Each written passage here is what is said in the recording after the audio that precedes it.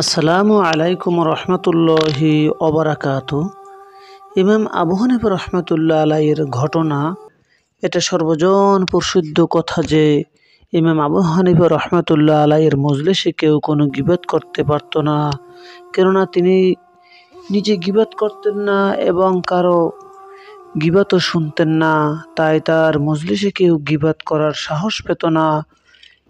একদিনের ঘটনা, ইমাম আবু হানিফা রহমতুল্লাহ আলাই নিজের ছাত্রদেরকে গীবত ও হিংসার অশুভ পরিণাম সম্পর্কে নসিহত করেছেন এবং তাদেরকে সহজবোধ্যভাবে বোঝানোর জন্য হৃদয়ে আলোড়ন সৃষ্টিকারী একটি কথা বললেন। তিনি বললেন, গীবতের অশুভ দিক হলো গীবত করার কারণে গীবতকারীর আমলনামা থেকে নেকি স্থানান্তরিত হয় এবং ব্যক্তির আমলনামায় চলে যায় যার গীবত করা হয়। এজন্য আমি গীবত করি না। কখনো যদি আমার ইচ্ছে জাগে যে গীবত করব, তাহলে নিজের মাতা পিতার গীবত করব, এতে ফায়দা হবে। আমার নেক আমল অন্য কারো আমল নামায় যাবে না, বরং নিজের মাতা পিতার আমল নামায় যাবে। তখন ঘরের জিনিস ঘরেই থাকবে, অন্যর ঘরে যাবে না। অন্য আরেকটি ঘটনা, হজরত সুফিয়ান সাউরি রহমাতুল্লাহ আলাই ছিলেন ইমাম আবু হানিফা রহমাতুল্লাহ আলাইয়ের সমকালীন ব্যক্তিত্ব, উভয়ের দরবারে বসত।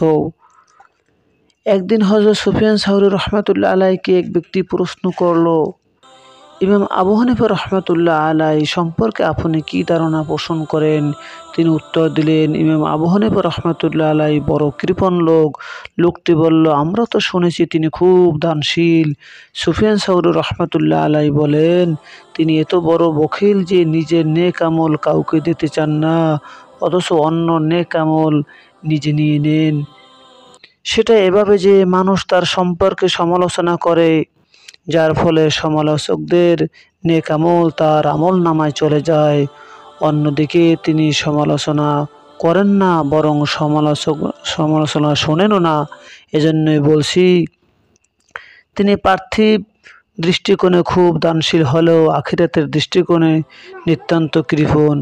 মহান আল্লাহ তাআলা আমাদের উক্ত ঘটনা থেকে শিক্ষা দান করুন এবং বেশি বেশি নেক আমল করার তৌফিক দান করুন। পৃথিবীর সকল মা বোনদেরকে হেফাজত করুন, গীবত থেকে রক্ষা করুন।